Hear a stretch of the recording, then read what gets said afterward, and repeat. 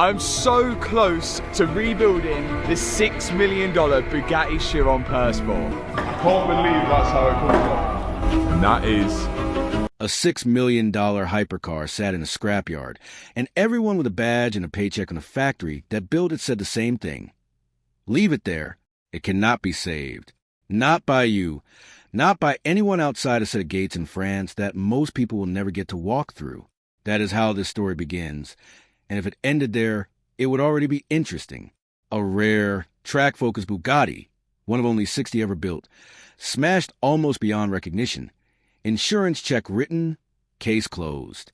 But a mechanic from the UK and a car collector from Miami looked at that wreck and saw something different. They saw a challenge. What happened next turned into one of the strangest, most watched car stories of the year, and it did not involve a courtroom or a lawsuit or a secret document. It involved airbags pulled from a completely different, far cheaper car, parts fabricated by hand using tools you would normally find in a proper engineering shop, a body kit that became an internet joke almost overnight, and a phone call from the actual CEO of Bugatti. This is the real story of how Matt Armstrong and Alex Gonzalez took on one of the most secretive brands in the car world and came out the other side with something that had nothing to do with money and everything to do with proving a point that most people assumed was impossible to prove. Before we get any of that, though, you need to understand what this car actually was, why it mattered so much to the people who care about these things, and why the moment it crashed, its story should have been over for good.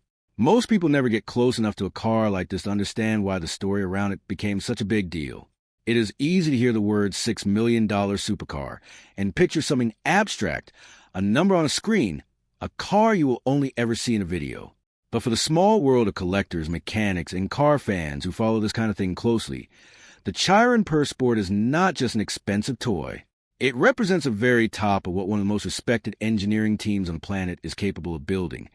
And the idea that someone outside that team could bring one back from near destruction touched a nerve that went far beyond one car and one owner.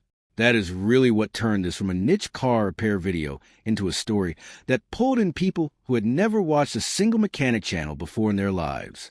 It tapped into something almost everyone can relate to on some level, even people who will never own anything close to a hypercar in their whole life. The frustration being told by an expert, a company, or an authority figure that something simply cannot be done, and then watching someone quietly go and do it anyway. There is a satisfaction in that kind of story that has nothing to do with cars at all. It is the same feeling behind stories about someone fixing their own home appliance after being quoted an outrageous repair bill, or a small business finding a workaround after a bigger competitor tried to shut them out. The Bugatti story simply took that familiar feeling and placed it on the biggest, most expensive, most dramatic stage imaginable, with a car worth more than most people's houses sitting at the center of it. And because nearly every step of the process was filmed, argued about, and picked apart by millions of strangers online, it became something rare, a real-time, unscripted underdog story with genuinely uncertain stakes, rather than a polished highlight reel released only once everything was already finished and safe to show. That uncertainty is exactly what kept people coming back, video after video, waiting to see whether this particular gamble was actually going to pay off.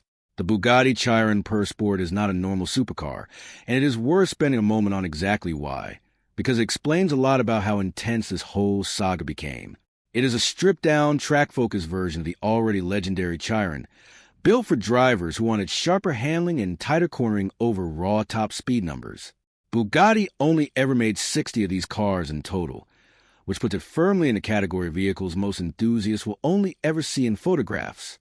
In good condition, one of these machines is worth somewhere between $4 and $6 million, depending on options, mileage, and history.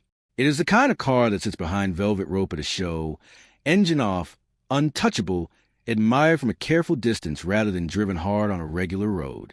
Alex Gonzalez, a content creator based in Miami known online as Alex G, actually owned one of these 60 cars. That alone made him part of an extremely small club. And then, during a stunt, he crashed it.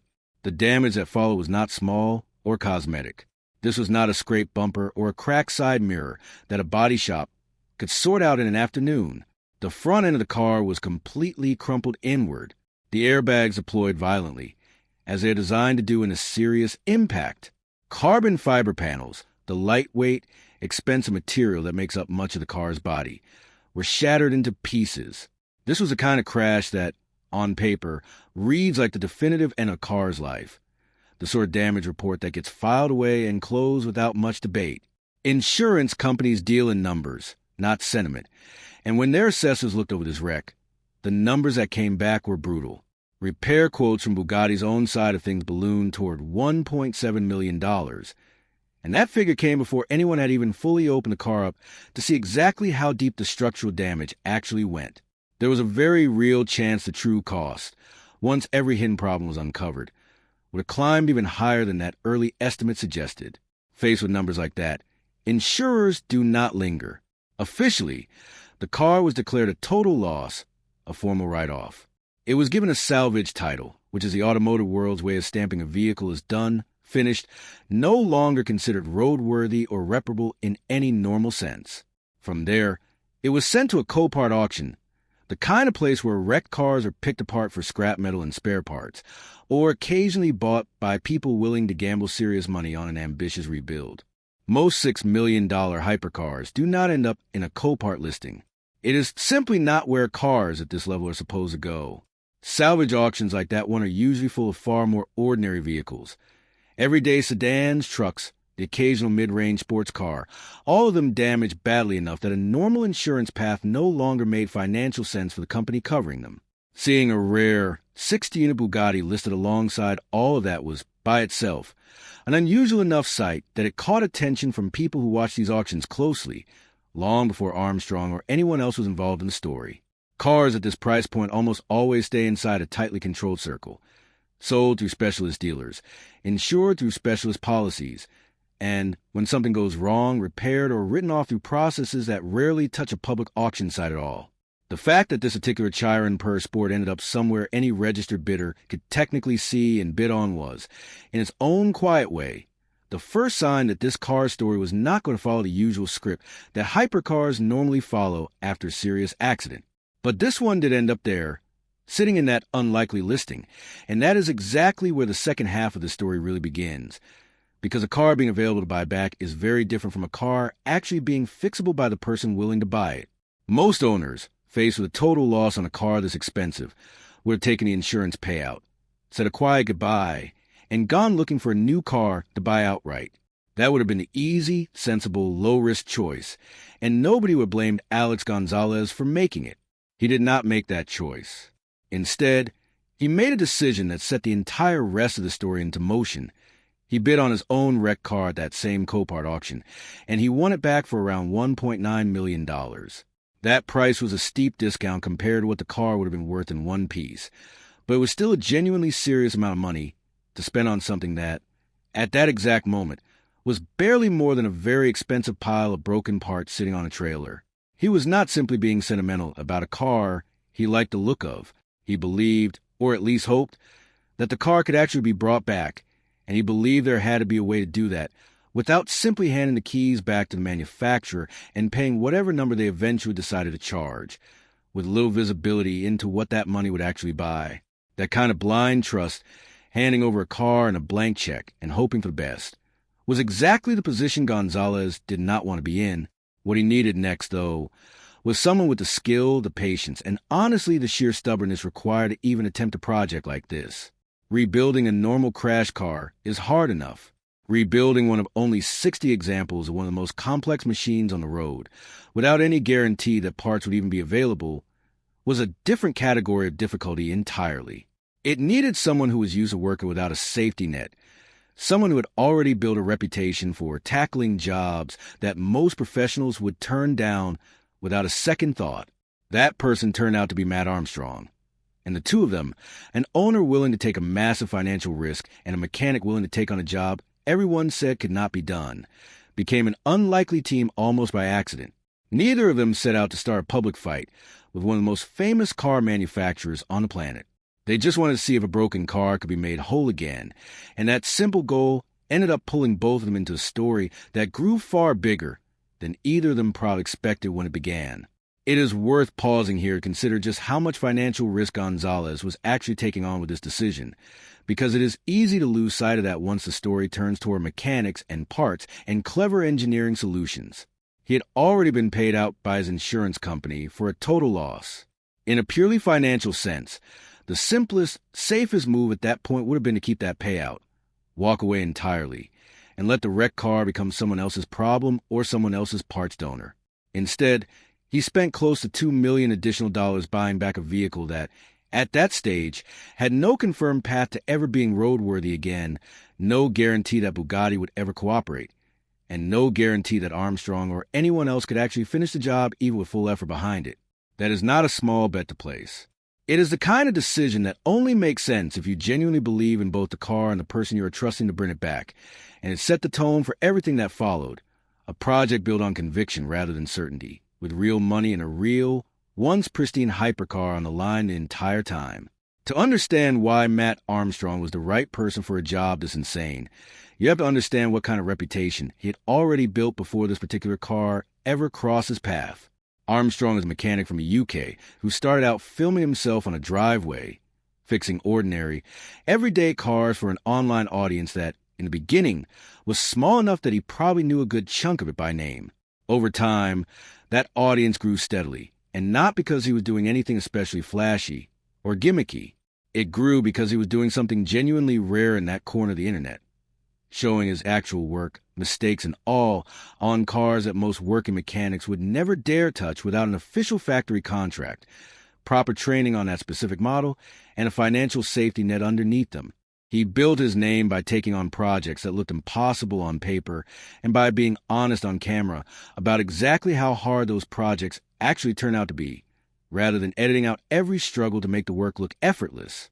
That honesty is a big part of why, when he eventually set his sights on a wrecked Bugatti Chiron per sport, longtime viewers paid close attention instead of dismissing the whole thing as an obvious stunt for views. One earlier project in particular had already raised his profile enormously and set the stage for everything that came later.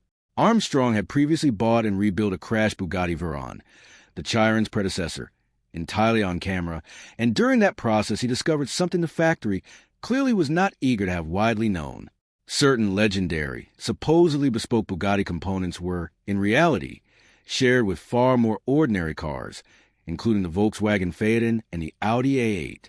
He went on to demonstrate that a service Bugatti, reportedly charged around 20,000 pounds or could, in his hands, be done properly for a small fraction of that price.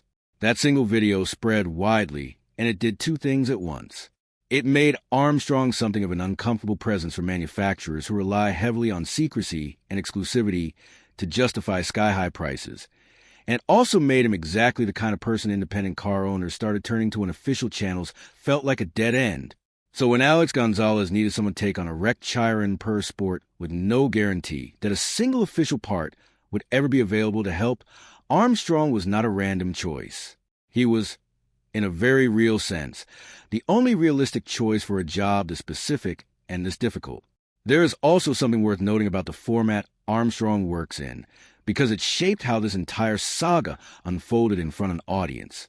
Unlike a traditional restoration shop, which might quietly work on a car for a year and reveal the finished result only once, Armstrong's channel is built around showing the process itself, in close to real time, including the parts that do not go well. Viewers do not just see a shiny finished car at the end. They see the frustration of a part not fitting correctly the first time, the long stretches where progress feels slow, and the small breakthroughs that make all of that frustration worth it. That format is part of what makes his work feel trustworthy to people who follow it closely, because it is much harder to fake competence over hundreds of hours of unscripted footage than it is over one polished highlight reel. It also meant that when he took on the Chiron per sport, he was not just risking his reputation on whether the car would eventually run again. He was risking it on an audience watching every single step along the way, with nowhere to hide if something went seriously wrong. When Armstrong got involved with Gonzalez's car, he did not have Bugatti's blessing, and just as importantly, he did not have access to Bugatti's parts catalog either. What he had was a plan, a workshop, a growing audience watching his every move, and a willingness to figure things out the hard way if that is what the job demanded. Almost immediately, the project ran headfirst into a wall that had nothing to do with mechanical skill or technical ability. Bugatti locked the car's VIN, its vehicle identification number, which is a unique code every car relies on to order manufacturer parts and run proper diagnostic checks through official channels. With that number locked, no authorized Bugatti dealership anywhere in the world would sell parts for the specific car, no matter who was asking or how much money they were offering. It did not matter that Gonzalez legally owned the vehicle outright. It did not matter that he was fully willing to pay for genuine parts if they were made available to him. The manufacturer had effectively cut this particular car off from its own supply chain entirely, which meant Armstrong could not simply pick up a phone, call a parts department, and order what he needed the way almost anyone would with a normal car that needed a replacement bumper or headlight. Every single piece this rebuild required was going to have to come from somewhere else entirely, or be built from scratch using whatever tools and creativity the team could bring to bear. If that response sounds unusually harsh coming from a car company, it is worth being fair about the full picture here, because this was not simply Bugatti being difficult for its own sake or trying to punish an owner for going his own way. The company's leadership, including its CEO, Mate Rimac, raised what appear to be genuine, well-reasoned concerns about the safety of an independent repair being carried out on a machine this mechanically complicated. This is not a car with simple engine layout and a basic supporting chassis that any competent shop could safely work on with a bit of patience. The Chiron per Sport produces somewhere around 1,500 horsepower and is capable of genuinely extraordinary speeds that very few production cars on Earth can match. Getting any part or rebuild wrong on a machine like this is not a minor inconvenience. It is a serious safety risk, both to whoever eventually drives a finished car and to anyone unlucky enough to be near it if something failed at speed. This is also a useful moment to slow down and think about why manufacturers lock VINs and restrict parts access in the first place, rather than assuming it is always about protecting profit margins. In many cases, especially with extremely complex, extremely fast vehicles, there's a genuine argument that keeping tight control over who can access parts and diagnostic tools helps prevent poorly executed repairs from ending up on public roads with unsuspecting owners or passengers inside them. A car company's name is attached to every vehicle that carries its badge, and a high-profile failure involving an independently repaired car, even one repaired by someone skilled, could do real damage to how the public views the safety of the entire brand, fairly or not. None of that erases the frustration Gonzalez and Armstrong faced, and it does not mean the restrictions were applied fairly or communicated well in this specific case. But understanding that tension between a manufacturer's legitimate safety concerns and an owner's legitimate right to decide what happens to a car they fully own. Rimac was not shy about voicing these concerns publicly, either, and that decision changed the entire shape of this story from something that could have stayed a private dispute into something the whole internet ended up watching unfold in close to real time. He specifically pointed to structural concerns that went well beyond surface-level cosmetic damage, including damage to the gearbox housing and to the monocoque, which is a central structural shell that holds the entire car together and is largely responsible for protecting whoever is sitting inside it during a crash. If that core structure had been compromised in the original accident and was not repaired with total precision, the risk was not simply that the car might look slightly wrong or drive a little differently than it should. The risk was that a car capable of extreme speed might not hold together properly under real stress, which is about as serious a safety concern as you can raise about any vehicle. Rimac discussed this directly and publicly, weighing in on social media about the situation as it developed, rather than letting the whole thing play out quietly through lawyers and private emails the way this kind of dispute traditionally would have been handled behind closed doors. That single decision meant this was no longer a quiet disagreement between one customer and one company, tucked away out of public view. It became a genuinely public conversation, watched closely by millions of people who followed either Armstrong's channel, Gonzalez's own account, or Bugatti's official public presence, and often all three at once as the story bounced between them. That visibility changed the entire shape of how this saga played out from that point forward.